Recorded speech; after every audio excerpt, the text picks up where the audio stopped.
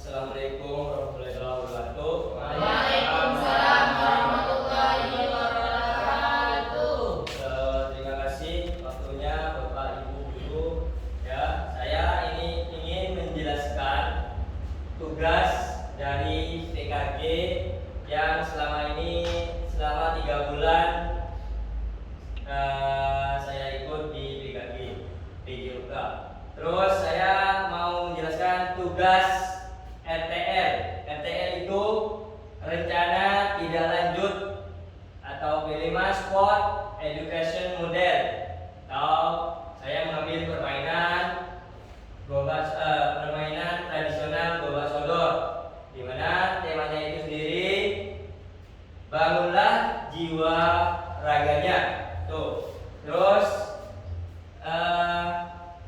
latar belakang para pakar pendidikan jasmani menyepakati bahwa PJOK adalah bagian yang tidak terpisahkan secara keseluruhan, sehingga fokus utama dalam memanfaatkan kualitas jasmani sebagai sarana untuk mencapai tujuan umum pendidikan. Pembelajaran berbasis proyek atau proyek based learning atau PBL adalah pendekatan dalam pendidikan di mana pendidikan belajar melalui penyesuaian proyek nyata atau kompleks. Pendekatan ini menekankan pada penerapan pengetahuan dan keterampilan untuk menyelesaikan masalah atau tantangan di dunia nyata, bahkan melalui ceramah atau hafalan materi. Dalam pembelajaran berbasis proyek, peserta didik bekerja dalam tim untuk merancang pengembangan dan menghasilkan produk atau solusi yang dapat implementasikan. Itu latar belakangnya itu. Terus tujuan pembelajaran berbasis proyek. Yang pertama, peserta didik mampu merancang program latihan permainan Gobak Sodor. Terus yang kedua, menumbuhkan rasa nasionalis peserta didik. Dan yang ketiga, menanamkan rasa kepedulian terhadap permainan tradisional.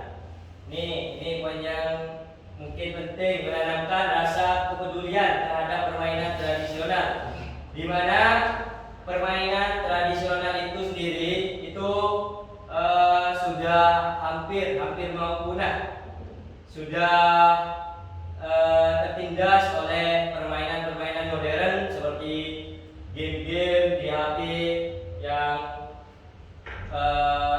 ada di anak didik kita.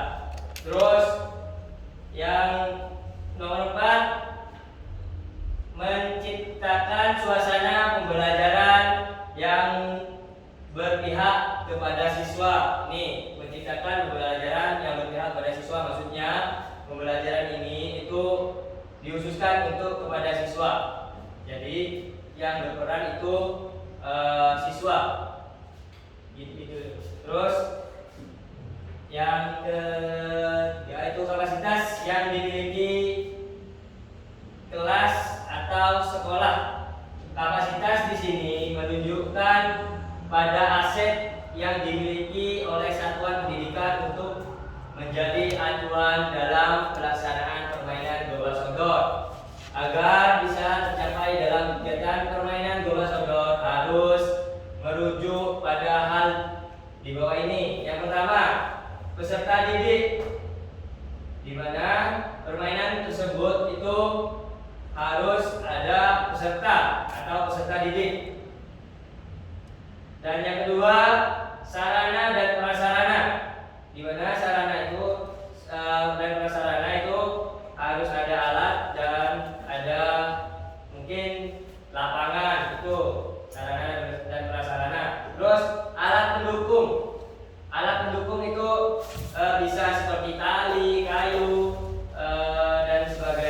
untuk alat pendukung. Terus ada tujuan, langkah dan hasil yang dilaksanakan, ya yang diharapkan. Terus yang tujuan yang pertama itu pemahaman tentang keanekaragaman olahraga tradisional yang menarik. Ya ini untuk olahraga yang menarik, olahraga tradisional yang menarik. Terus yang kedua, pengembangan keterampilan individu. Maksudnya ini biar supaya murid itu secara individu itu untuk berkembang dalam melakukan aktivitas atau di suatu permainan. Terus yang ketiga, sportivitas dan kerjasama. Ini yang perlu kita tanamkan kepada anak didik kita, sportivitas dan kerjasama. Ini kerjasama tim atau kerjasama antar teman itu. Dan terus langkah, ada langkah yang pertama membahas tentang permainan apa yang akan dilaksanakan. Terus yang kedua, langkah yang kedua melakukan latihan sebelum melaksanakan. Nah, ini sebelum melaksanakan permainan gobak sodor tersebut, tiap tim atau tiap kelas itu diharapkan untuk melakukan latihan sebelum melaksanakan atau permainan gobak sodor tersebut. Terus yang ketiga, melaksanakan permainan gobak sodor. Ini udah melaksanakan permainannya. Terus hasil yang pertama, pengembangan keterampilan motorik anak. Itu hasil yang pertama. Terus hasil yang kedua, pengembangan keterampilan sosial. Dan yang ketiga, pengembangan kognitif dan strategi. Dan yang keempat, mempertahankan tradisi dan budaya, biar budaya kita, budaya yang hampir punah itu bisa terus berjalan dan ada di program-program atau di sekolahan untuk permainan tradisional gobak sodor ini. Terus struktur program dan mitra dalam komunitas belajar, di mana ada 3. Yang pertama murid, waktu, terus mitra. Terus yang murid itu permainan tradisional ini berfokus pada peserta didik dengan guru sebagai fasilitator. Berarti Bapak Ibu itu bertugas untuk sebagai fasilitator saja, bukan sebagai pemain, tapi cuma sebagai fasilitatornya.